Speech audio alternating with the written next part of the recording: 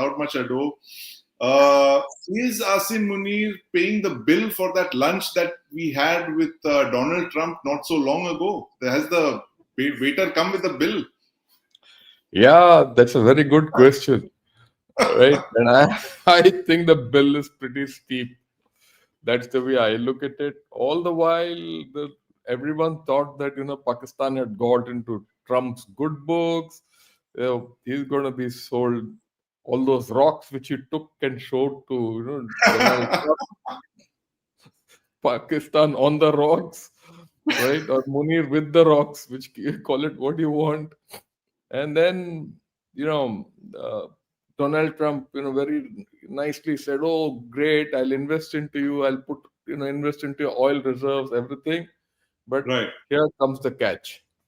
Right. He's got this great plan of his, and Yes. part of that great. You see, the funny thing is, this great plan of Donald Trump was never hidden. Right. The day he took over presidency, he wanted to develop a Rivera in Gaza. Right. Absolutely. Okay, and he's been quietly working to it. Okay, and now he's come out with this Gaza plan, where the Britain's great friend, the Tony Blair, all that, the guy who did that WMD story and took them into the war and all that, and what Right. for whatever you want, back in the deal. Yeah, Jan Shankar, sorry to interrupt you, but who else? And this is what immediately set an alarm bell a few days back in that great meeting in the Oval Office. Guess who was back in the picture? Who had been missing for the last? Jared Kushner. The minute I saw him, I said, "Arey baapre, the goose is cooked. Munir will have to pay the bill." Yeah. So, that plan is great. The plan is very simple. Jared Kushner, Tony Blair, they'll run the Gaza Transitional Authority. Right. Arabs will fund the whole story. Buildings will be made, buildings will be destroyed, and all that. And Palestinians will get jobs, labor. Right. And Pakistani security guards. So the Pakistani force, will get put there as security guards, or rather to oversee the security. And it's been couched that when the international stabilization force comes in, the international stabilization force will consist of Pakistan and Indonesia. That's what it's coming out as it says. Yes. The Israelis will withdraw slowly, stage by stage, and get into that fortified zone of theirs. And Pakistan will then be responsible to control Hamas also and give protection to this great reconstruction. The Gaza Rivera, which is going to come up. All this is in the cards and everyone is into it. And probably even the Arabs are into it because they see money. Right. Palestinians are, Palestinians. So all this. But where does it leave Pakistan? That's the $1 million question. Yes. And we can talk of it further. Pakistan has to commit a whole lot of troops out there. Right? Pakistan also, as per this pact, I believe Saudis have put a demand for about 25,000 people against Houthis. Right. Okay. Now 25,000 against Houthis. Rahil Sharif and Javed Bajwa did not allow the troops to be deployed in Yemen. So you're saying the Saudis will now ask the Pakistanis? No, I believe they've asked already. That's the news which I hear from others. Some demand has gone. Some demand and international stabilization force, that demand is there. See, fundamentally, where I'm getting it, I'll get to you. Some troops will go there, some troops will go here. Those troops will come from where? From Pakistan Army. Where does that leave Pakistan Army? Suppose a division or two are taken away from Pakistan Army. It upsets the complete balance of Pakistan armed forces. Right. Of course, we'll come to that later. Then Shankar, we should talk about Pakistan's role as a mercenary, supplier, provider of mercenaries to the region. What about I want to put Advaita into this. Advaita, the Trump Gaza plan, Pakistan seems to have done a U-turn on that. You've seen the statement by their ministers in the House saying that, look, the plan that we agreed to is very different from the plan that they have presented finally, this 20-point Gaza plan. You think Pakistan's paying the bills now for that extravagant lunch, and they're going to, develop, buyer's shock? Well, I think Pakistan has learned the lesson that we all already know, and that is there is no such thing as a free lunch. And so much for tom-tomming it around the globe and kind of cocking a snook at India, trying to at least that look how chummy we are with the US, and finding out that there are consequences for that closeness, and those consequences mean sending their army off to a war-torn zone, which is very volatile, very dangerous, splitting their resources. This is a country which is facing a lot of internal insurgencies as well, be it Pakistan-occupied Kashmir or Balochistan. I mean, this is a country on the verge of a split if things go as they seem to be going. And in that environment, to be sending out your own forces to a foreign land because your generals have been paid well is something which is frankly tragic for this country. And we've been saying this forever, that Pakistanis need to realize that they're being sold all over the globe by their leaders, so-called leaders, and need to do something about it. So in a sense, it's amusing, but it's also very sad because things just don't get better for Pakistan. And never mind, even if they steal the Asia Cup, physically steal it and take it back to Pakistan, even then they're losers, in every deal, on the field, off the field, they're just coming off as losers. And I don't see how this is tenable in the long run. Even if now they send some troops out there, I don't see how they can get out of this. This is really a catch-22. Do you want to upset Trump? Can you upset Trump? Right, especially after having eaten that extra 5-course lunch, was it in the White House? Advaita, I think 4 or 5 course. And as you said so correctly, there are no free lunches, especially not with Trump. There's no lunch. And, I think Prime Minister Modi dodged a bullet. When I saw that one picture, Advaita, of Benjamin Netanyahu sitting there with a telephone, Trump holding the receiver in his lap, and Netanyahu reading out that statement of apology to the Qataris, I said, my God, I think that is something that you have to give Prime Minister Modi credit for. He saw that. He saw this coming somewhere on the horizon and he stayed away. One of the brightest decisions he took this year was, one is, of course, to strike at Pakistan. The second one was to stay away from the Oval Office. It's a minefield out there. And, General Shankar, this point that Advaita made about Pakistanis being sent to the Middle East, West Asia as security guards, explain to our viewers. You've been tracking the Pakistan army for so long. They have a tradition of being a mercenary force as well.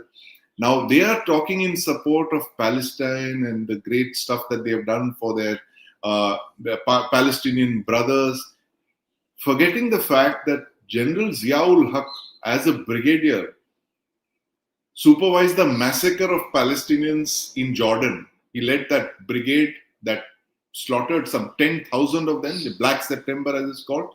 Tell us the history of the Pakistan army as a mercenary force in Asia. Pakistani army has always been a mercenary force. At that time, they were used by King of Jordan. King Hussein. Against whom? Palestinians. Yeah. 25,000. The thing is 25,000, not Palestine, not Jordan. Why? Because the Palestinians wanted to overthrow the king of Jordan. Yeah. Right, and these people went as their saviors of the Jordan, and they did it. Then now they got into this place, Saudi Arabia. And they're now directing the multinational force with no effect. That's a different story. But now the Saudi says, okay, we have a deal. Please deploy people. Right? Then Pakistani army officers have been doing the mercenary job for USA against Soviet Russia long back. Even they've got a history. Yes. It's not new. Okay. They completely a thing. And so they have a whole lot of history for being mercenary. It's a mercenary Right. army. It's no more Yes. an army. It's a business empire which deals with mercenaries. One part of Mm. the Pakistani army is the mercenary action, arms, Yes. JAO, and all that. The other is business estates and all. After all, the biggest business in Pakistan is who? The Pakistan Armed Forces. That's Yes. the That's right. biggest. After all, if you read Aisha Siddiqa's book, Military Incorporated, you get the whole Yeah. story out. Yeah. So they are businessmen. The Right. country being there is incidental. They're not got no That's right. love lost for the country, and that is playing out now, incidentally. Let me get Right. to That's that. playing out now. Exactly. So Trump, like you said, Jan Shankar, Trump has come out with this plan for the Riviera, the 20-point Gaza plan. For the benefit of our viewers who are not aware of the news that developed last couple of days back. The story is that, of course, Trump came out with that Gaza peace plan where he's got Benjamin Netanyahu in, and Hamas has also kind of agreed to a lot of the peace proposals that Trump has put out. He's just put out a tweet just a couple of hours back, quoting the Hamas's agreement to that, the terms of that ceasefire, where it's going to be a separate zone of sorts that will be monitored by Palestinian technocrats, I believe, and Hamas is allowed for power to be given to them, and it takes a backseat. It does not lay down its weapons, but there is some kind of a separate zone that will be supervised by some kind of international observers and Palestinian technocrats and that kind of thing, and which is all, as we know, building up to that grand vision of a Riviera, as Trump said. It's all a real estate project for Trump, right? Yeah, it is. And the thing is that I'm going to focus on Pakistan because Right. let whatever happened to Gaza, Palestine, that's part of a different story. Let me focus on Pakistan. Right. Yesterday when this thing came, there's the 20-point plan which the Pakistanis and the Arabs had agreed to. Something new has come out now. They're saying, and you had Ishaq Dar in the parliament saying, no, Yes. we will, all that. The fact remains, like what Advaita said, there's no free lunch. That free lunch is now the price is being leveraged out. What will happen? This is something interesting. I got this from a op-ed in Dawn, written by Right. Khurram Hussain. Actually, he's laid it out beautifully. Right. What does he say? He says, look, Pakistan is being told unequivocally, next IMF tranche you have to deploy your people there. Period. In Gaza. That's the thing. Otherwise, they don't get IMF loan. Right. Look, Trump has not said he will put one naya paisa for oil drilling and rocks there. All that is later day story. But today, Right. what is the thing in Pakistan is immediate. Not Pakistan, Gaza. Requirement in Gaza is immediate. Okay. Right. If it is Right. immediate, who will respond? Pakistan. And right now that lunch is over, the cost has to be paid. No, someone has to pay for that cost. So Pakistanis are paying, and Pakistanis have been told, look, Right. if you don't go with this, you don't get your next IMF loan. So Right. then what happens? This briefcase dealer Asim Munir with his rocks can keep going all around. No one's going to buy it. Right. Okay. So the paradox here. It's a very important paradox, and I'd like Advaita's views on this after I say. Hitherto, Pakistan was being funded by IMF, AO, and all, or bailed out, call it what you want, for containing radicalization within the country. Right? No more, don't use elite, don't use this thing, don't do cross-border terrorism, don't do international terrorism and all that. Now people are not asking Pakistan to stop terrorism. They say you do what you want inside. Right. You come outside. Now you are going to be internationally responsible. Now put your troops there. And only when you put your troops there, you get paid. That's the first part of the story. The second part of the story, whom are you going to guard against? Hamas. So you are in direct conflict with Hamas. Hamas is not dead. Right. Okay, it's not going to be easy.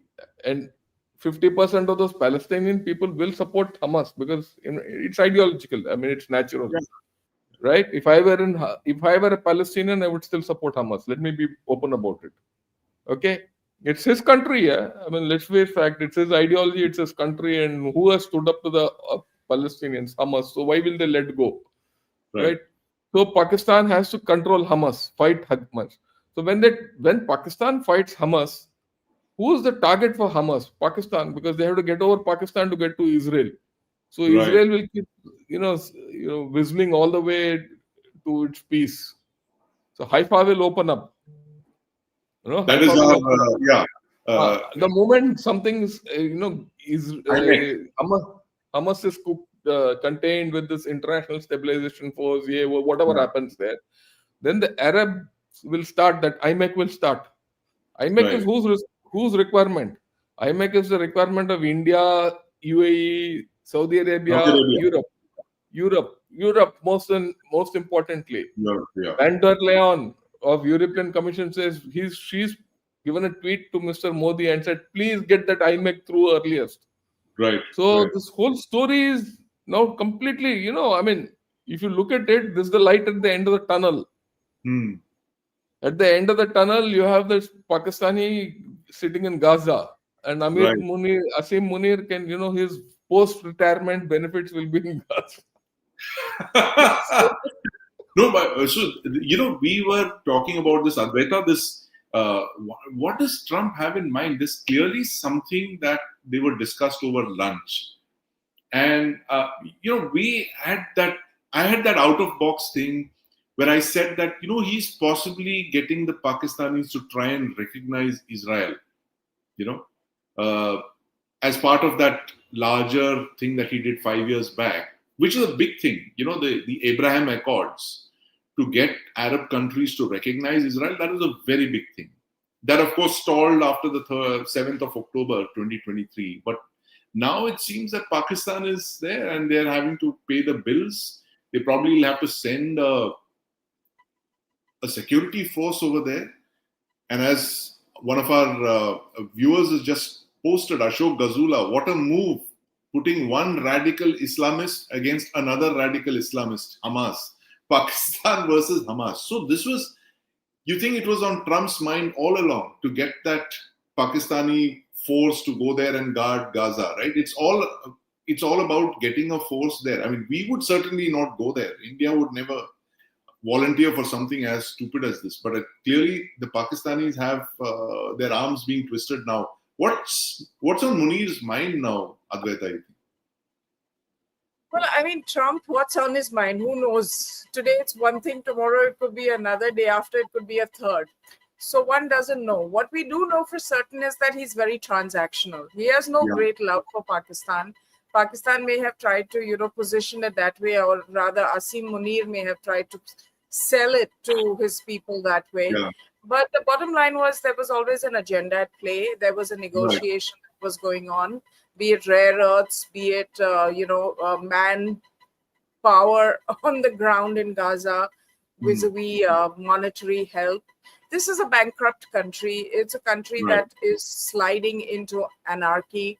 Some would argue it already has. It has areas that don't want to be a part of its larger plan. There are a lot of issues that Pakistan faces. It's not in a position to negotiate with any strength. Yes, it did have some fancy ideas of being part of an alternative caliphate with Turkey and Malaysia, but now that's all gone. So remember, they're now, being basically puppets in the hands of not only the US, but also Saudi. Yes. Pretty much pushes them out of that alliance. And then secondly, I think, it's very important what General raised is you're going to have Pakistan versus Hamas, net. Do I think this peace is going to be peaceful? No, there is going to be backlash from Hamas. It's the nature of the beast, right? You can't really change that nature, that ideology. You can't wipe it down out. You can buy some peace, but that's about it. And my analysis really is that, the Palestinian issue has animated global jihad in a Right. way, because they're Arabs, they're seen as persecuted, etc., etc. And the global jihad is, I mean, they may have marshals and these chutpaiyas that we call in Pakistan and all, who are like wannabes, and they're focused on India, so we pay more attention to them. But global jihad is really animated by the Palestinian issue, and anyone who stands up against Hamas, the people, of Palestine, is their target.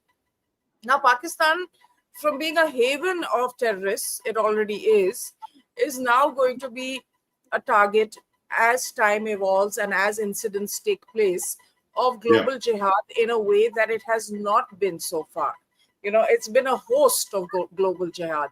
Now it's going to be crosshairs, and they have enough roots and presence in Pakistan to really extract revenge for things, not if they go wrong in Gaza during this so-called, ceasefire, but when they go wrong. So I think Pakistan's on a very dangerous path. Right. Pakistan's on a very dangerous path, General Shankar, but they are khatron ke khiladi. They're doing this all the time. In the north, it's Khyber Pakhtunkhwa mein there, the TTP. In the south, it's the Baloch Liberation Army, and now in the west, they have Hamas to deal with. So they are an army that's expert at fighting its own people in that sense. Yeah. But what is on General Munir's mind? Or my mistake. Field Marshal Munir's mind at this moment. Has he kind of realized what he's gotten himself into? How is he going to get out of this situation? Look, let's be very clear. What you raised are very important things. Pakistani generals are risk takers. They have no choice. Right. Khatron ke khiladi. Pakistanis, as a rule, are risk takers because they have no choice. Okay, one. And second, they have nothing to lose. The Pakistan state has really nothing to lose. So it has got no choice but to take risk. But to be aggressive, but to be offensive, whatever you call it. Right. That's the first part. The second part, which is important, which we shouldn't miss out. Asim Munir is a deceiver. He is known right from the first day as a deceiver. Yes, he was called the deceiver in his academy days. Yeah, from academy days, he's a deceiver. And he is also on his path of deception. So we don't know how this fellow is going to play out.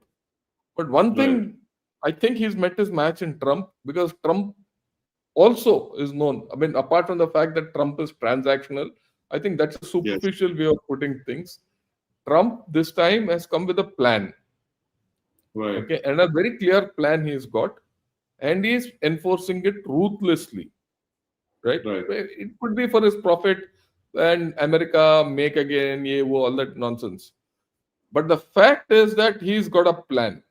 To think that Mr. Trump doesn't have a plan is, and the layers are slowly peeling out.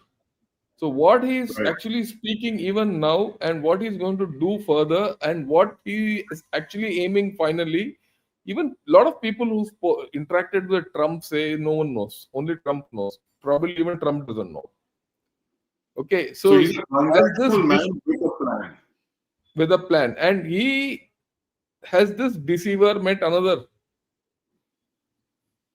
Transactionality is another way of calling it a deceptor. So you're going to have this interesting story. If Pakistan doesn't go into Gaza, that Gaza plan will be difficult to be executed. Right? It can't be executed. Let's be very clear. There's no force who will go there and do all this from the Arab world or the Muslim world. And one of the fundamentals of that plan is get a force from the Muslim world. Indonesia, fine, but Indonesian army is suspect to handle this. Will it be capable of handling it? So actually, you look back now, I rewind back, somewhere this has come. They probably thought the Indian army will be the best to handle it. Right? And they would have approached Mr. Modi. And Mr. Modi has said, sorry, we'll not. That's what I think is coming out. Right? And that is why Mr. Modi avoided going wherever he had to meet Mr. Trump. Okay? Very deliberately ensured that he doesn't meet Mr. Trump. And now now the government has come out and said, we can only deploy a force if there's a UN mandate. UN mandate can't be there. UN mandate can't be there in Gaza. Why it can't be there? Because it's a personal plan. Jared Kushner, exactly. Tony Blair, the rogues of the Western world sitting together and hatching something. And here I want to Okay. remind our viewers about Tony Blair's role in the 2003 invasion of Iraq. And General Shankar was in service at that time. General Shankar, you remember the kind of pressure the Americans, George W. Yes. Bush, Tony Blair had put on us to deploy the Indian army into Iraq. Yeah. And I mean, it was, they had almost identified a division as well. And there was some people within the government who were in favor of deploying the Indian army to Iraq. And if we had deployed, I mean, can you imagine the consequences of that? We would have been, part of that entire disastrous invasion, and the Indian army would have been targeted. Yeah. I when I think back, there was a large section within the army, let me be very honest with it, who were said, "Oh, let's go. We should be part of the international, peacekeeping system, and we should be part of the international system, and this is the right time to get onto the, in line with." Within the Indian army, there were people who were in favor of. They were. No, they were. Look, people are people. There's a lot of discussion that we should be part, but luckily for all of us, and the Indian Army leadership at the top was very clear. There's nothing of this kind which can happen. Let me put it. You see, I'll go on a little tangent so people understand. The Indian Army leadership has always been mindful of one fact, that we shouldn't commit the army into tasks which can be done by others, and which are not, a core tasks of ours. Like we didn't go into Iraq because Iraq had a lot of angles to the whole story. It was not a UN operation in any case. It was not a UN operation, and also we didn't go there. Equally, I remember when left-wing extremism was at its peak, around 2010, and with the massacre of the CRPF troopers. Yeah, at that was the time when General VK Singh was the chief, and there was a lot of pressure that the army. General Deepak Kapoor was the chief. I'm talking very clear. Let me put it. I'll give you the facts. There was this thing. It was supposed to be that was the time General Deepak VK Singh was the chief. It started with General Deepak Kapoor's time, but General VK Singh was the chief, and it was being said that, look, by the government, that the Indian army should go into that area of Chhattisgarh and tackle left-wing extremism. They even nominated, they even identified, okay, these are the formations which can go. And I had just taken over the RT division, and I had my experience in the Northeast. So people said, oh, here comes the RT division commander who's got a lot of experience in that area, and the RT div is one of the best divs to go there. All this was being spoken of till General VK Singh put his foot down and said, and he very openly in an address to all officers in Pune, and he did it elsewhere also. In Pune, he said, look, I've taken a conscious decision that I will not commit the army against our own people in this area, against left-wing extremism. Right. This is something which the CAPF should handle, and it stuck, and it's paid us good over years. Similarly, it paid us good for not getting into Iraq. Similarly, this time it is paid us. It will pay us good not getting into Gaza. Right. If the UN mandate is there, it's a different story altogether. We're already there in Lebanon, right? The part of the UN mandate. Yeah, we are there in Lebanon, and and mind you, in Lebanon, guys like my course mate Iqbal Singha and all, who were force commanders there, I've had a great reputation with them of being some of the best force commanders there, both from all sides, everyone. Right? Because we play fair. Okay. Pakistanis don't play fair. Let's be very clear. So they are prepared to cut corners and all that, and they're prepared to play the footsie games with USA. Not us. We have a character. I mean, India has a character. We might be argumentative, we might be, fastidious on many issues, but we have a character of our own. And this is the character which everyone likes. Many people, who are this thing, they say, okay, you can trust the Indians. That's the thing which comes. So I think respect the Indians. So the Western ideology and Western thinking, it's a bit of the carpetbagger thinking, might not agree with this thinking of ours, but that's okay. And Right, that's where our absolutely. strategic autonomy comes in. That's where Right? Our strategic thinking autonomy comes in, indeed. Advaita, this is one thing that we've been talking about a lot in the last couple of weeks. India's strategic autonomy. It might look a little out of place when you're looking at Asim Munir's fast-paced chess moves, running here, going to the White House, going to Riyadh, going and meeting the Michael Kurila, and all of those things, and you suddenly realize that, hey, the Pakistanis have got one up on us, and they're so ahead in the game, and then you realize, my God, there is a price to be paid for all of this, and at the end of the day, it is in our best interest to keep calm and carry on and play the long game and not get swayed in by all of these little item numbers, because as you said, every lunch, there are no free lunches. There's a price to be paid for all of this. And this is what Pakistan also would be realizing now. And, given the kind of tensions they have within Pakistan, where you have bodyguards killing their own leaders because they just, defended a so-called blasphemer and all that. You think the Munir would be looking over his shoulders very cautiously in the next couple of days? Oh yes, absolutely. I think they're in the crosshairs of global jihad by doing this. So there is going to be backlash, and that backlash is going to be fierce, and that backlash is going to come because Pakistan is already so embedded by these terrorist organizations. They've played host to so many of them today that that's what's coming their way in the future. I don't see a way out. And to me, I'm going to use this phrase not because I think lowly of the Pakistani people, but because I do of their government. And basically in Hindi we say, na, auqat dikha di. That's what's happened here, And Pakistanis, their people, their generals have been selling the country everywhere. We already know that. Now they're selling human lives and Pakistani blood, which to me is very, very, very disgusting. And think about it, Trump didn't want boots on the ground for Americans.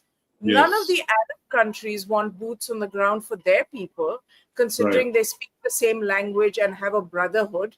Wouldn't it make sense that Arab-speaking people were there for a peace mission of this sort, wherein they could communicate easily with the local population, provide that empathy as well as security? But no, they're not going. Who's going? Pakistan. And this is the problem with Pakistan. And its whole conception, its entire conception has been about, we are part of this larger ummah, when they don't realize that culturally they are not acceptable in a way that they will not be by the West, and they won't be by the Arab countries. What their identity is, whether they like it or not, is South Asian and originally Hindus, civilizationally Hindus, who have converted. That's who they are. And they need to make peace with that identity to actually have a voice that is taken seriously in the world. Otherwise, they're just going to continue being tossed around and used like this. And that's about it. Maybe someone gets a fat paycheck, but it's not the people, it's the generals. Right. Advaita, I just put this meme out there. This is something that General Shankar and me have been discussing. This is Pakistan's Ajay Devgan maneuver. And I asked General Shankar that where do you think the electric pole will, show up? And it looks like the electricity pole has shown up, and it is somewhere in Gaza, it looks like.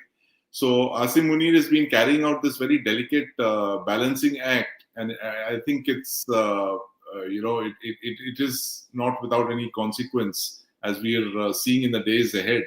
But General Shankar, as Advaita was saying, that Pakistan actually needs to make peace with the fact that they are actually from South Asia and not look for identities elsewhere. But I think what has happened, especially after Op Sindoor, is they've been shaken, like you mentioned, the fact that their nuclear vectors were hit and they became acutely vulnerable about their vulnerabilities. And therefore, they ran to Saudi Arabia, they went to the United States, they went to China, and all of that.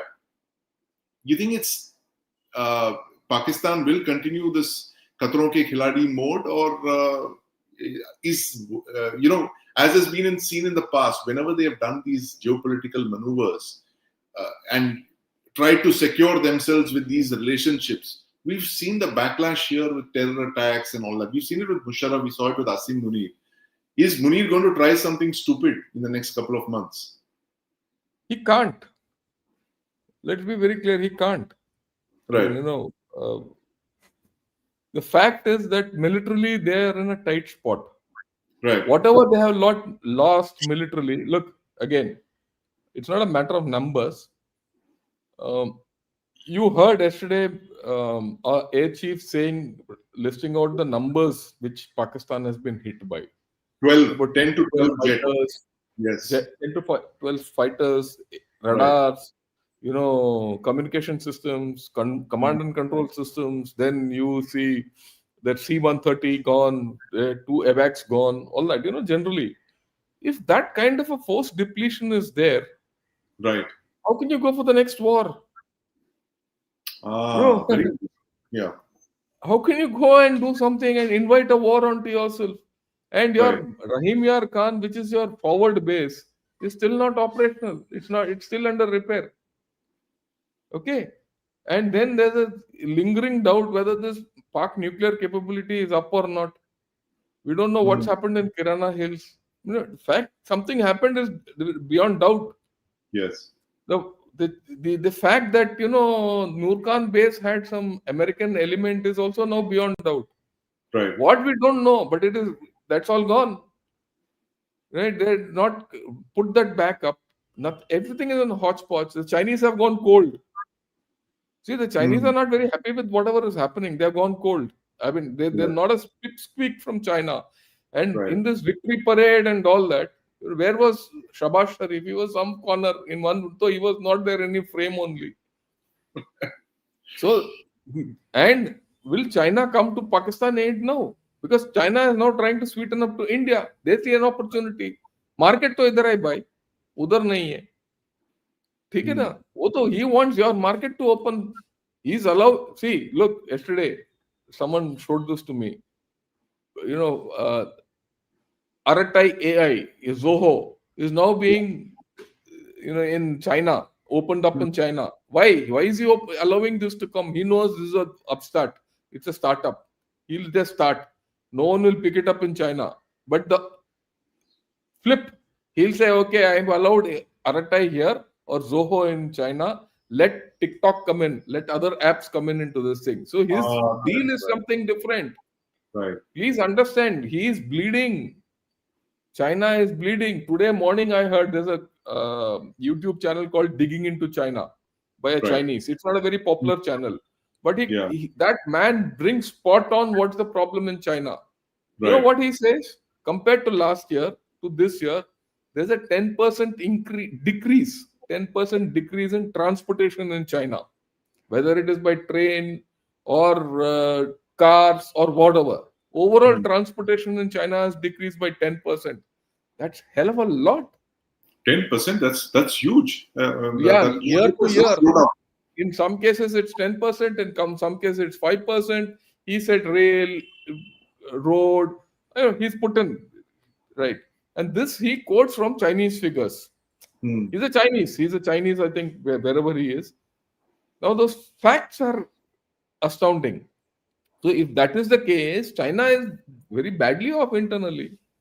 You think they'll go to Pakistan now to allow Pakistan to go for a war? If they say you want to go to war, go, all the best, carry on. But then, Pakistan, this is not the only problem. What about Afghanistan? What are the problems with Afghanistan? What's happening in Balochistan? What's happening in, Quetta is virtually under siege today in Balochistan. Day before yesterday, there was a bomb blast in Peshawar. I don't know what happened yesterday. I have not read the Pakistani news so far. Okay. Then, 14 people died in JNK. POK.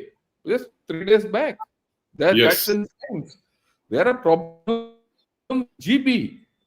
Entire last month, there was no movement across Kunjara Pass. There were, Tutu Meme and people from China being obstructed to go across by locals. See, it's very nice to talk of Pakistan can do anything it wants. Yeah. But on one hand, its tail is being twisted, you go to Gaza, otherwise you don't get the next tranche of IMF. On the other hand, it's not able to handle Baluchistan, it's not able to handle Khyber Pakhtunkhwa, it's not able to handle Gilgit-Baltistan or POK. ये सब छोड़ के वहां चला जाएगा तो फौज का क्या हाल होगा? फौज का क्या हाल होगा? We have to understand that he is deceiving everyone. His Asim Munir's only game in town is deception. So if we fall for that deception, we are fools. Okay, right. We fell for that deception. Let's be this thing. We fell for that deception in Pahalgam. Okay, he did Pahalgam. We saw it coming. We couldn't avoid it. Well, you can't avoid it. That's a thing which you can't avoid. You can't avoid every terrorist attack. Yeah. Okay, and then he sucked us into a war which we didn't want. Okay. This is done once. How many times more can he do? The next time it will be curtains up. And you go by yesterday what our chief said. Yes. Go by what our defense minister has said, what our chief of air staff has said. You put all three together. Absolutely. Yeah. You put all three together, and if China doesn't heed, then the only person they're deceiving them is themselves. No, that's a very good point, Jan Shankar. We're trying to make sense of why would the defense minister, the air chief, and the army chief, all three of them, make statements a few hours apart, and right there, directed at Pakistan. Yeah, and this is basically warning him, right? That it's a big warning. If Pakistan doesn't take heed, and look, we might have committed some errors in Op Vijay. Okay, we have corrected those errors. Next time and what the army chief said is very important. He said, we have given some leeway in Op Sindoor 1. Op Sindoor 2, we will finish it off. And he said, I'll change the geography of Pakistan. Right. That's a very strong word. You say, I'll change your geography. Right. Okay. I suppose he said not the actual geography, the political geography of Pakistan will change. And it will change. Right. If the next round, we should do that, and we should do it in a very focused manner and change the political geography of Pakistan.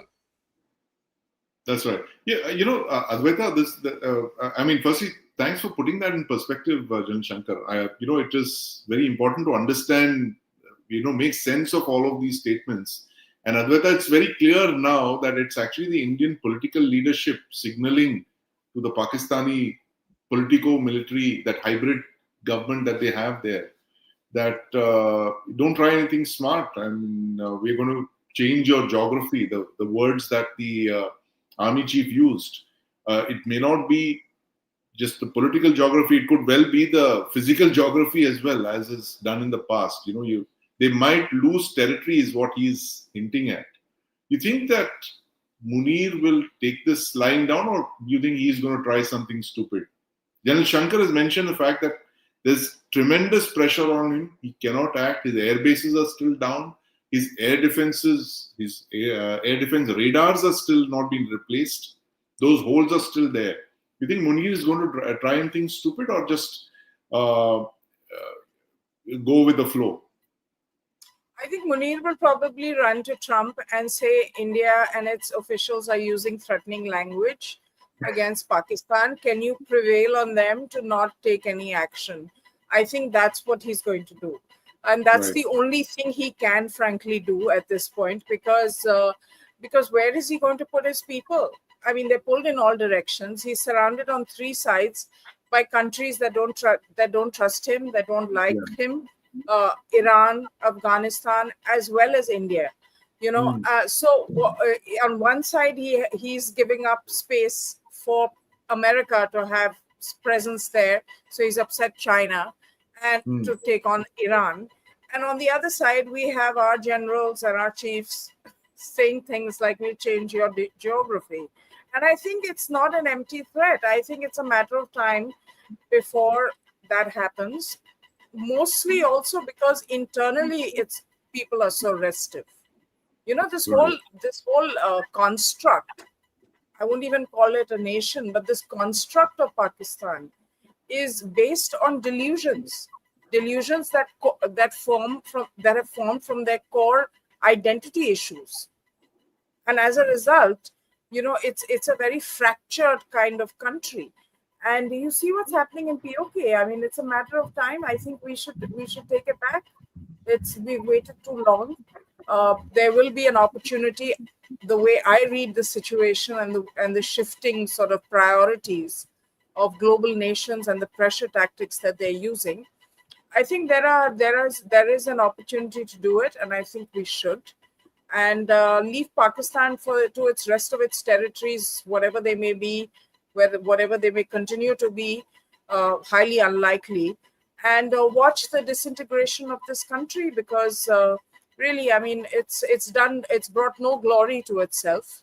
75 years on into its independence, it's become a host of pariah terrorist organizations. Nobody in the world trusts it. It's bankrupt. It's always out with its begging bowl. It's now selling the blood of its people on a foreign soil. So what is there to this country? Right. Absolutely. What's there to Pakistan now, Jan Shankar? Tremendous challenges for Pakistan, but the military revels in these kind of challenges because I guess it gives them a sense of purpose. The fact that they always have a crisis and therefore they become indispensable for Pakistan, because if you don't have a crisis, then you don't need the military. If you don't have a national security crisis, you don't need the military. And I think Pakistan army has played on this existential threat from 1958 on, since they actually captured power. You think Munir, this is a state of affairs that actually suits Munir, because he wants this, and we all forget about that lone Pakistan cricket captain turned politician, jo bechara 2 saal se he's in prison. Andar pada hai. So everyone's forgotten about him. It's so sad. He's probably one of the most courageous politicians on the Indian subcontinent, but he's just out of sight, out of mind. And Munir would like it that way. Look, this is this is a gravy train for the Pakistan army. Let's be very clear. They are looking at it from a mullah point of view. Right. Okay, and let's not have any doubt. There's money coming in. They'll get a good cut of this. Trump won't hesitate to pay Pakistan army some amount if these people commit, or Saudi Arabia won't mind. Look at it from a Saudi point of view. Right. Why should they go around trying to get peace between Palestine and Israel and all these fellows? They're not interested. If Saudi Arabia forces Pakistan to go there and put some money and all that, now Saudi Arabia gets the cake. They are the leaders of the Muslim world. Yeah. Look at it. Look at their games. No, we shouldn't always look at it from the India-Pakistan paradigm. Look at it from others' paradigm. So उसके लिए Pakistan है, खड़ा कर दो उधर. So fine. Yeah. So if the Israel-Palestine problem is solved in this manner, so be it. There's no other way anyway left. Is there any way? There's the only way which is feasible, right? So Saudi Arabia, everyone is beholden to Saudi Arabia. So are Pakistanis. But Pakistanis will get their money. Who will get the money? Pakistan army will get the money. Right, and the IMF will give one tranche to Pakistan, and the Pakistan army will be paid for deploying their force there. Happiness. So what's wrong for Asim Munir? After all, this is not a new situation. Didn't Pervez Musharraf also didn't he do when he flipped after 9/11? He caught hold of all people in Pakistan and they said, no, we should side with USA. It's not inside Pakistan. He will tell everyone in Pakistan, why, what's your problem? I'm sending army to sort out this thing there. We'll get money. Our own thing will come. National interest comes first. It's not against our people. It's not against Pakistan. And as far as USA is with us, this is the line he'll sell to his own people. As long as USA is with us, India won't attack us.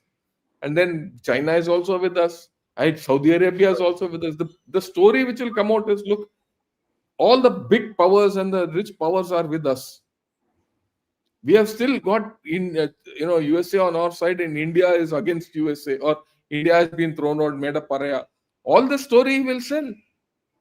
I mean, it's a nice story for Pakistan to listen, yeah, at the grassroots level. He's got his story ready, he's got his purse ready, and he's got his force to sacrifice. How does it matter him? Right. And that keeps him in chair. He is not responsible for economy of the Fauj, Pakistan and all. वो उसके लिए Shahbaz Sharif है ना? Shahbaz Sharif, Ishaq Dar, all these chaps will keep answering that. He doesn't have to answer whether the economy goes up or down. So that kind of also explains the current hybrid government in Pakistan. Where you have the civilians who are the front-facing guys who take all the brickbats, and you have Munir, who's the field marshal, who takes all the photo ops and the rocks and all that. That's the scenario that's going to play out. But Advaita, I was at this seminar yesterday, a day-long seminar that was conducted by the Indian Army, their Western Command in Mathura, and it was a day-long seminar dedicated only to Pakistan. I know we shouldn't give them that kind of importance, but here they are, a force in being, a clear and present danger, if you can call them that.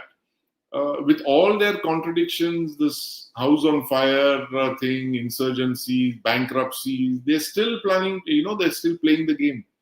They're still at it, trying to figure out where they can be useful, sell their citizens, rent them, move them, do all of that. It's that classic thing of Pakistan thriving in crisis. And there is another interesting analogy. I was just reminded when General Shankar spoke about it, that Pakistan is a country that has always thrived on external crisis, and every time you have a dictator who comes there, all the dictator has to do is to make himself useful to the US cause, and he's in business. You had in 71, you had Yahya Khan. He facilitated the US-China rapprochement. Kissinger went to China through Pakistan. And of course, he's discarded after that. He's not required. Then in 79, you had Zia-ul-Haq. When the Soviets invaded Afghanistan, the Americans wanted a frontline ally. And in 2001, it is Pervez Musharraf, war on terror, Afghanistan again. The dictator is needed. And now in 2025, it is Asim Munir.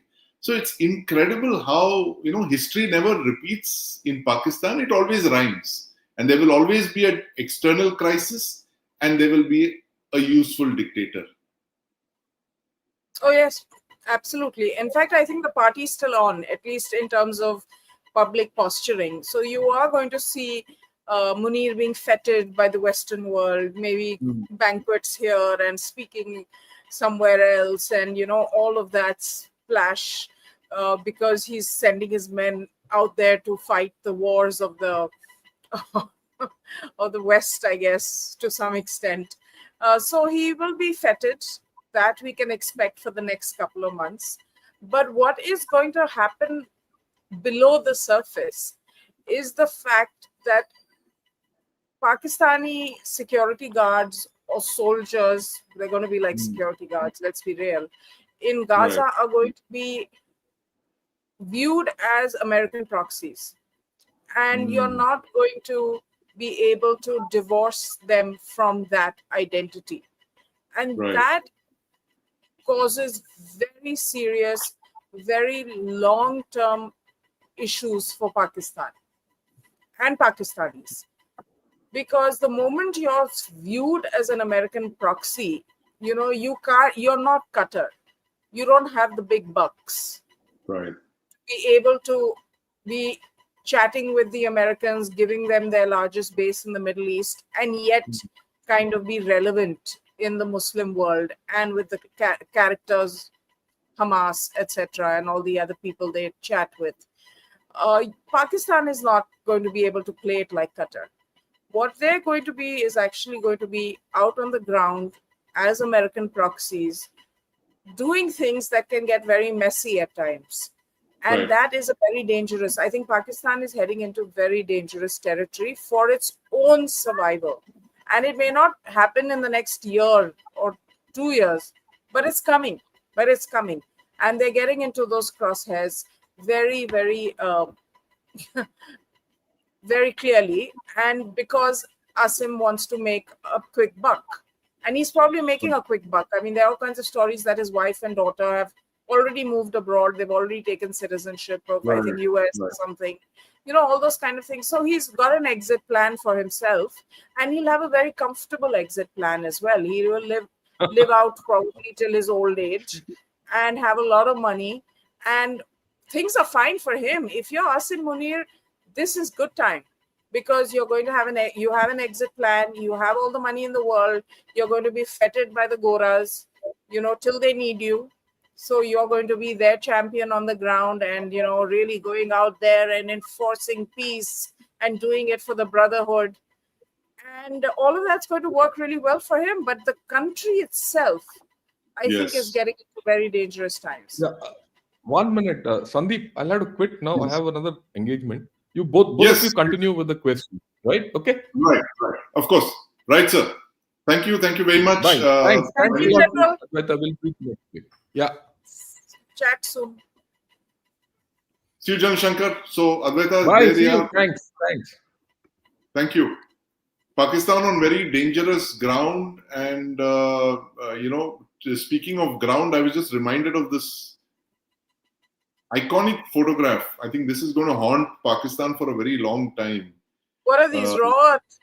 The rocks that Asim Munir took to the White House to show President Trump, the rare earths and the precious minerals the Pakistanis have under their soil, and this is what he has promised the Americans, I think. It's a beautiful image, because he's really doing what he does, which is selling. Right. So, I mean, you know, I think it's a classic image. A salesperson, right? If you didn't know who these people were, and if you just saw a man holding a box open and others looking at it very intently, you'd be like, what's he selling? So there you go. That's what's happening here. The rock show in the White House. Trump always promised. Yes. Sandeep, I want to ask you a few questions since we have a few minutes. You know, I want to know from you how much of this Gaza peace plan and the quickness or the swift with which it's happening now has to do with Israel having attacked the Hamas leaders in Qatar, and Qatar kind of being really upset about it. So Qatar for the first time probably feels threatened.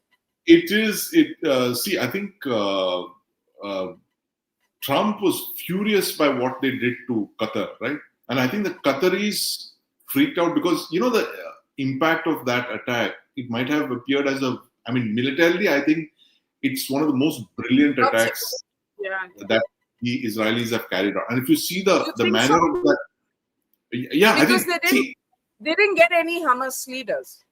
They didn't get any Hamas leaders, but they've actually told Hamas, they've put the fear of God into them. They said, look, even if you're in Qatar, which is a US ally, it's a major non-NATO US ally, they have struck them across. It's, you know, Qatar is something like more than 1,500 kilometers away from Israel. It's protected by a wall of other countries like Saudi Arabia, Iran, Iraq, all of that. So it's at the far end of the Israeli reach and a fighter jet endurance. But if you see how the Israelis have targeted the capital, Doha, you know, they flew into the Red Sea, and this is there in a lot of graphics. They flew into the Red Sea, and then they launched an air-launched ballistic missile. Now, this is a special kind of a ballistic missile launched from fighter aircraft. They have this. They are one of the few countries in the world with that capability. It's an aero-ballistic missile. So the aircraft basically launches a ballistic missile when it's in flight. They launched it over the Red Sea, and it flew over Saudi airspace, and then it arced into Qatar, and it hit a target. So that is how they carried out this attack. It's a very innovative use of an aeroballistic missile. Now, tactically brilliant. I think it's strategically disastrous because the Qataris called Trump, and I think, they have a special relationship with Trump. They were the first guys to figure out this guy is a transactional, mercantilist president, and they did everything to keep him happy. They gifted him a presidential jet, all of that. And they said, look, they must have said there are going to be consequences for this. The Qataris are very influential, they're very important. A complete this thing of their size. They're very tiny country, but diplomatically they're very hugely influential. And look at what the Saudis did. The Saudis went and they got hold of the Pakistanis, said, look, the Americans have been shown to be an untrustworthy security provider. So that whole thing was shaken. And Trump read the riot act to Bibi. And if you see that, I mean, I don't think of any head of government that would put his country through this kind of humiliation of Netanyahu literally sitting there and saying sorry to the Qataris with Trump holding the telephone. We discussed that, right? No, but this is significant for Trump as well, because there is an increasing sense in the US that America does Israel's and Bibi's Bibi. And there's for some reason that Trump is scared of Israel, and he's maybe they have something on him, maybe they're just too powerful, all this kind of conjecture, including in the right, American right. So I think this was important to make a show of it. Who the boss is. Yeah, exactly. So that kind of, see that image, and Trump is a very smart guy if you look at it, and he's been advised by some smart guys as well. I think, look at the pictures. See these pictures, we may forget all the social media posts, and we'll never forget the power of that image, right? We just saw that image of Asim Munir with the rocks. The other image is the one of Trump holding the telephone, very clearly saying who the boss is, and Bibi on the line reading out a statement. It's almost like a hostage situation. It's like a hostage being forced to call home and say sorry, or these are the demands and stuff like that. So Trump has actually shown who the boss is, and I think it was important for him to reassert the US being in the driver's seat in West Asia. Because as you correctly pointed out, otherwise it would have been really catastrophic. It would have shown Trump as actually being led by Bibi and the Israeli hard right. So I think Bibi also kind of figured out, Netanyahu must have figured out, look, I need to do something. This is a compromise. This is the least that I can do, because he also is possibly looking at the big picture. While it might have been... Yeah, and with Israel, they have a problem, because increasingly global opinion is turning against them, because this has gone on for too long. Their children starving. Anyone with a conscience cannot, just watch that happen. So Israel is also being pushed into a corner. Remember, England and France recognized Palestine, who are traditional allies. So Israel is losing the global perception battle. So they need an out as well. Yes. So this was their off-ramp, and I think they got it with this. And I think Trump was happy at it, clearly, and his Gaza plan is on track. And he's managed to rope in Munir, made him pay for that lunch. And this is, as somebody over here said, that if I were Munir, I'm just reading one of our comments, one of our viewers posted that if I were Munir, I would be checking my cargo hold very closely, right? And that is, of course, a reference to the box of exploding mangoes. That's right. So, Advaita, if you're okay now, we'll take a couple of questions. I think some of our viewers have been posting questions as we were speaking. Advaita, a lot of fan mail for you. You might want to check that out. Oh, really? I haven't seen any. That's Advaita. Everyone is asking Advaita view like gentlemen. Okay, of course. That is one of the other views. What is it, Advaita? Everyone is asking Advaita's views like gentlemen. Of course, we ask Advaita's views because she knows a lot. Wow, thank you. Well, PR acting like superstar. General Shankar, of course. Hamas visiting faculty was there in Pakistan before the Pahalgam attack, and now this. Fact, Indian They won't peacekeeper. be collaborating much longer. Don't worry. Right. So, why are you giving so much importance to a failed state like Pakistan? That's actually, Advaita, over to you. Oh, Why is so much importance to Pakistan? it's like this. When you're trying to sleep and a mosquito keeps buzzing over your head, it's a small mosquito. You're probably like, I don't know, 10,000 times its size, but it's Right. still loud enough for you here to hear that buzz. And it's an irritant. You still pay attention to it. You'll maybe spray something on it or, try and get rid of it. It's pretty much the same situation. It isn't anything more than that, frankly. Right. And I want to ask you this, Sandeep, because you cover the defense forces so closely for so long. Why have the defense minister, the air chief, and the army chief made those kind of statements in sequence? And what are they saying? Because these things are choreographed, they're carefully thought of. Yeah. I mean, the chiefs don't talk at all unless they have to. So, even if it was just the defense minister saying something, one could say that's a politician. Okay, fine. Yes. We've heard you. But what do you make of this? Well, Advaita, like I mentioned, I was at this seminar yesterday, the Western Command seminar, and a lot of serving officers were there. There were some very, very bright people from the strategic community. There was Ambassador Vivek Karju was there. Sushant Sareen was there. A lot of very close Pakistan watchers. There was, think tankers. All of them were there. So the sense that I got. Please take me next time if I'm permitted. For sure. This was one at very short notice. But, the thing is that the sense that I got, especially from the military community there, is that they believe Pakistan is trying something stupid, as they always do in the past as well. You've seen there's a pattern to it. When Pakistan is in crisis, it reaches out to its so-called strategic partners, the US, Saudi Arabia, China, and it builds up these equations, and it gets onto an even keel. It thinks that it's balanced, and then it tries something stupid with India. So they believe that Munir will try something stupid in the next couple of weeks, and that is precisely the reason while many of these views were echoed in private.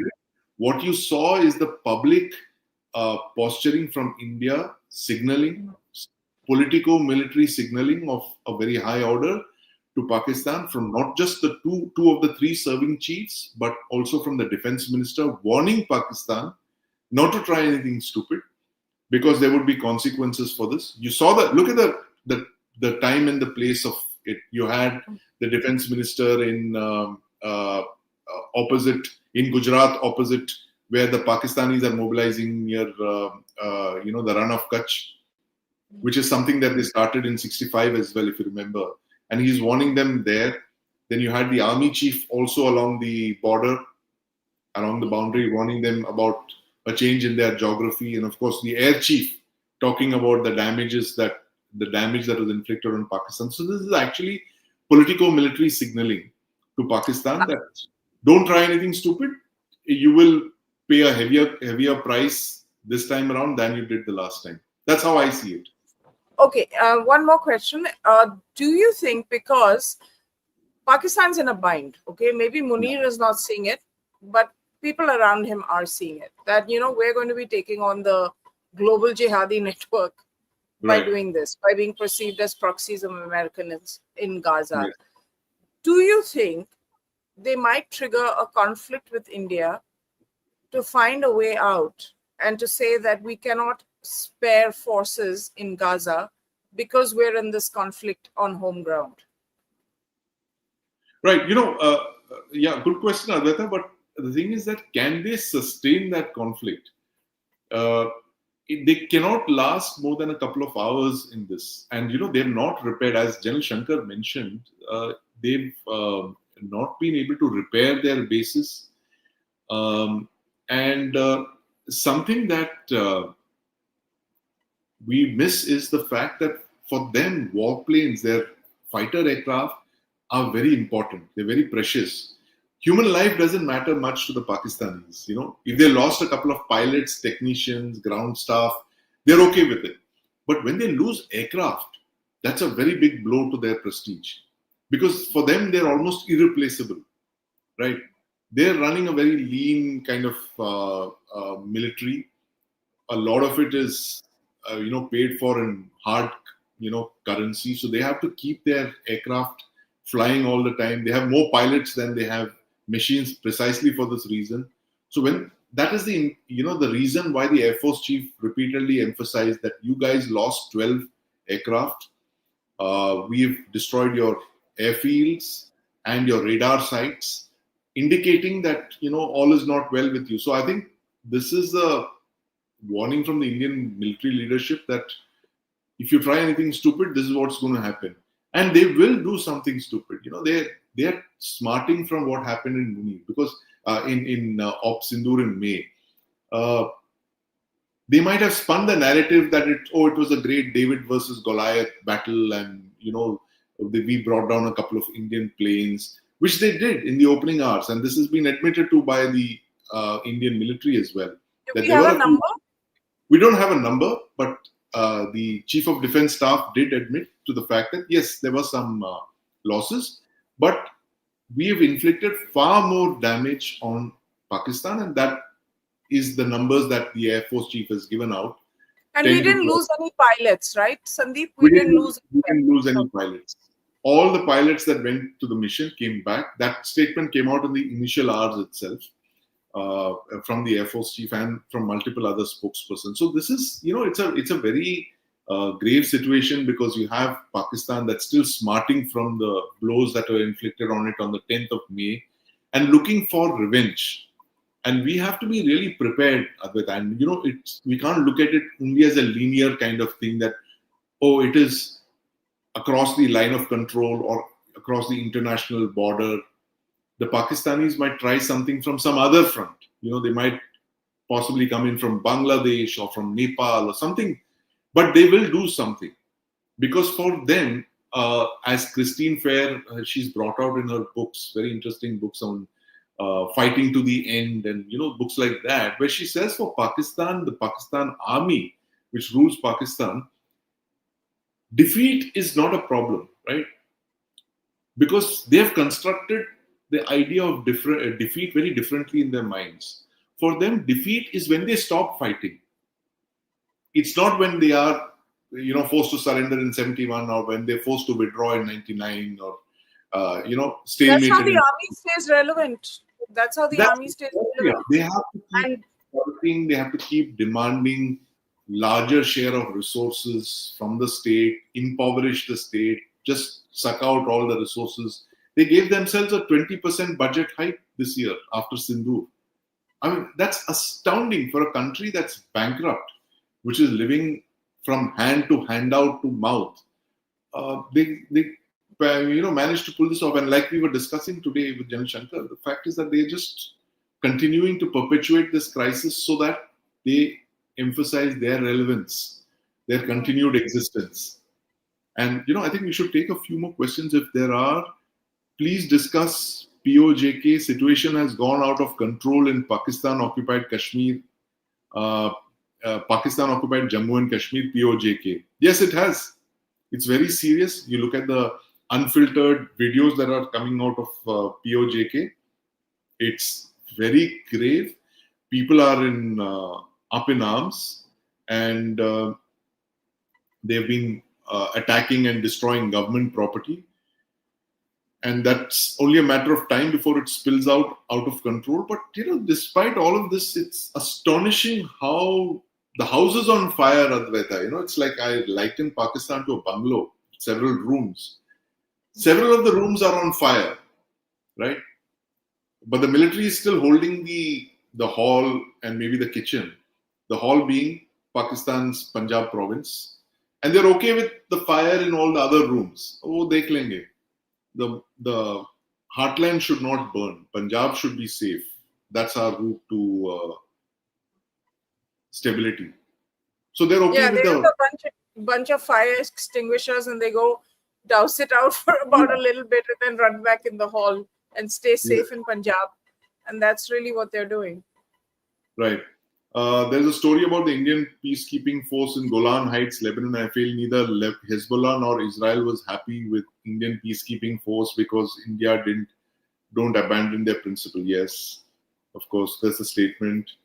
A country obsessed with religion is bound to be brainwashed, especially when religion is politicized. Yes, Kirana store opened in Hills. Yeah, these are smart comments. Munir tries to wriggle out, he will get Zia-ul-Haq's fate. Now, that's actually a very big question there, Advaita. And conspiracy theory again. Zia-ul-Haq, 1988, somewhere after the Soviets had already agreed to pull out of Afghanistan. The conspiracy theory is that no one knows till date who killed Zia. But the fact is that Zia had already gotten too big for his boots. And there were a lot of people who were after him.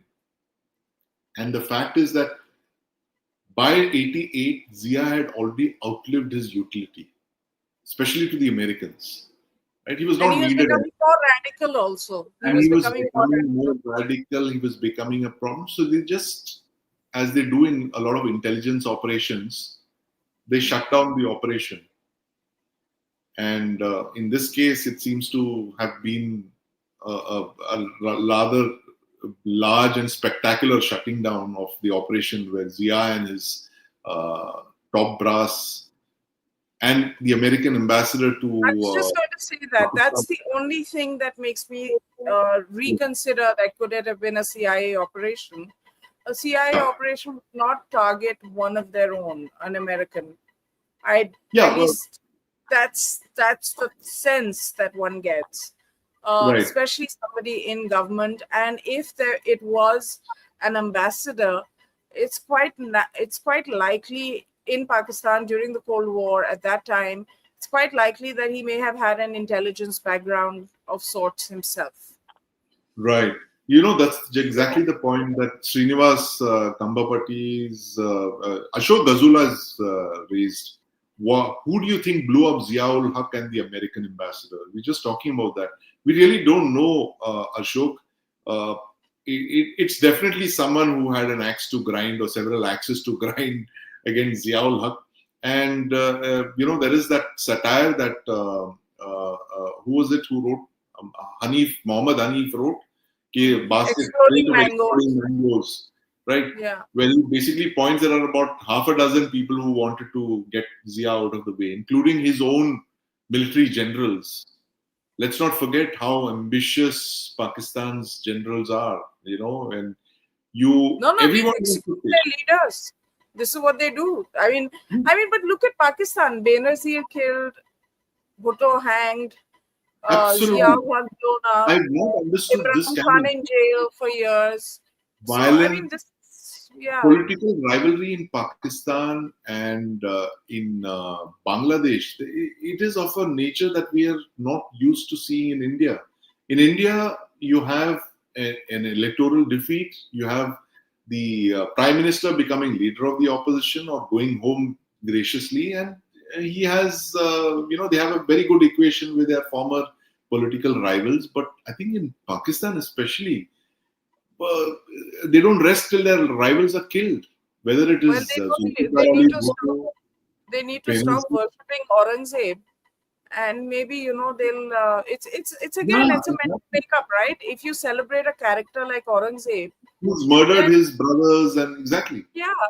So then you open up the doors of permissiveness to all kinds of situations. Absolutely, fratricide and parricide, and all of those other sides. Trish Iyer's got a question. Do the panelists think it would be a good idea to get involved in Gaza and show support to Israel? Should India pass the opportunity? I think we answered it in the show, Krish. I think personally it would be a terrible idea to get Indian boots on the ground anywhere there. You do not want anything that will radicalize the Indian population, and especially when you have Indian troops over there between Israel and Gaza. Because stuff is going to happen, and I'm glad we talked about Jordan, because a lot of in the past 3 years, a lot of people have been saying, like, why aren't the Arab countries doing anything, etc., for Palestinians, considering they're from the same stock, essentially, right? Arabs. And it's because, the Palestinians have taken they're temperamentally, they're restive.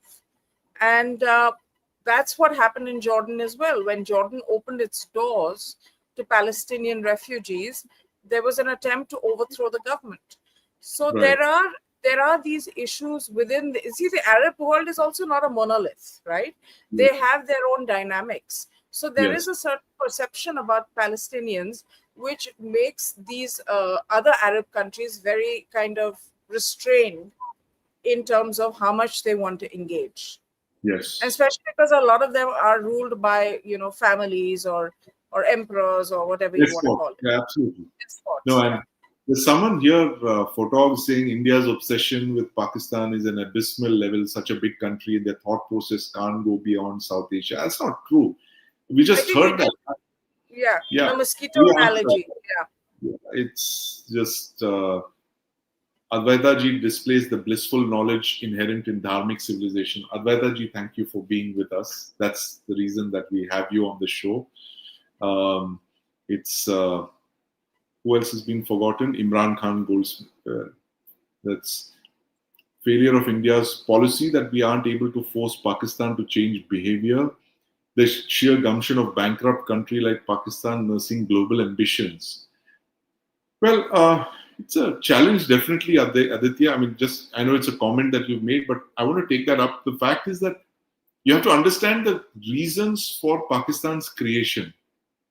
Don't go by this traditional narrative of Hindu, Muslim. Yeah, of course, that was also there at the bottom of it, but it was also an imperial project. The creation of Pakistan. If you go read some of the declassified Whitehall papers that right through the 1920s and 40s, the discussions within the UK about the creation of a homeland for Indian Muslims to act as a counterweight to India's preeminence in the region. That is actually at the fundamental thing. And the fact is that as late as 1947, you have the British General Staff assessments saying that Pakistan will give bases to the West, including the UK, but India will not, right?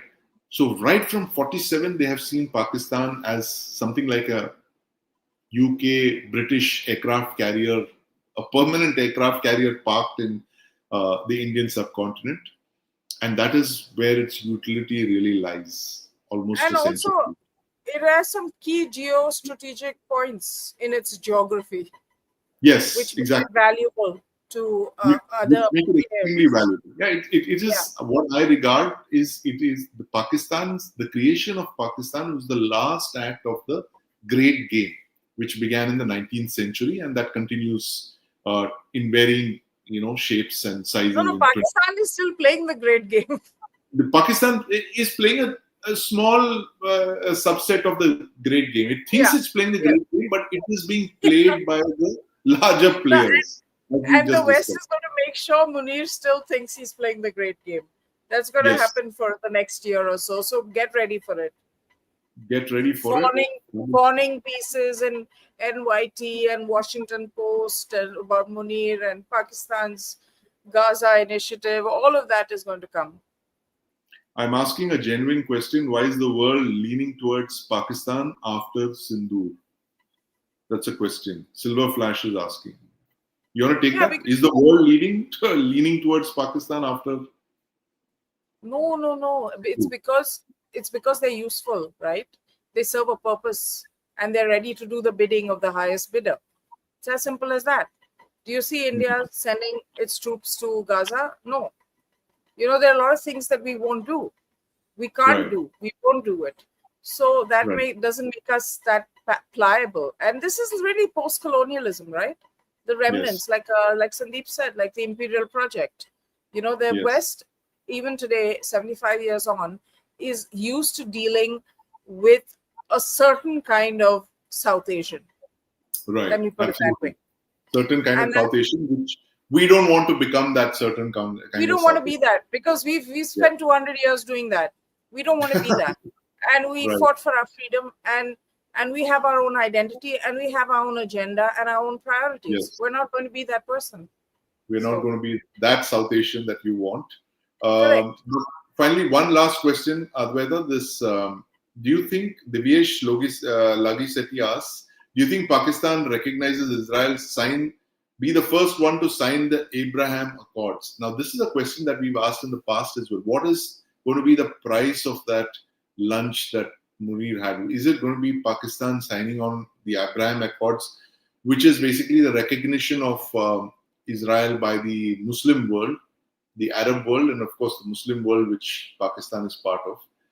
Advaita, consequences of Pakistan, a radicalized Pakistan, a deeply, fundamentally radicalized Islamist society like Pakistan, recognizing Israel, what will it mean for the political military class that rule Pakistan?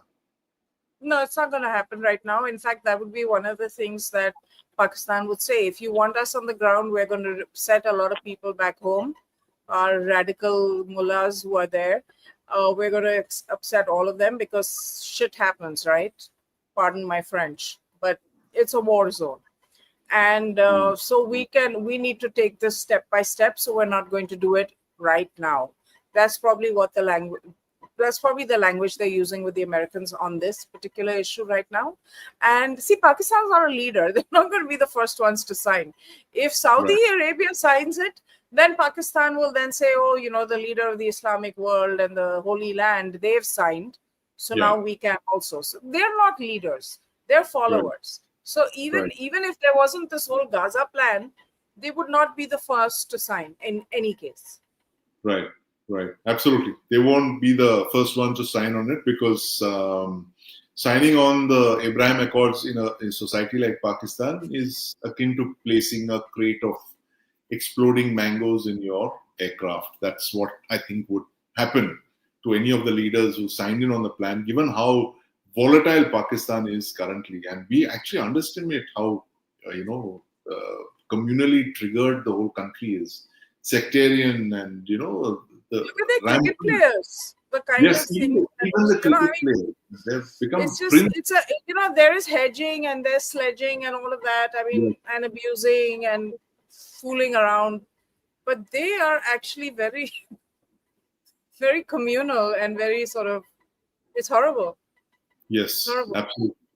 And with that, I think we should wrap up this Saturday morning chat. Nice longer one today because as one of our viewers was saying, that nothing triggers us like Pakistan. That mosquito in the room, I mean, that causes a lot of trouble. I know it gives us, keeps us from sleeping. That one mosquito will not let you sleep. Not let you sleep. Thank you.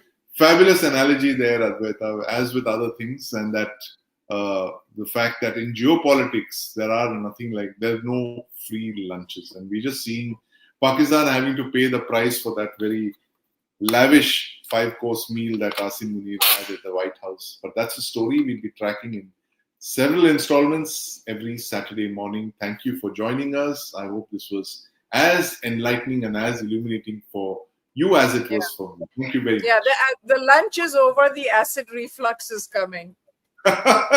Indeed. On that note, thank you very much. Thank you, Advaita. Bye.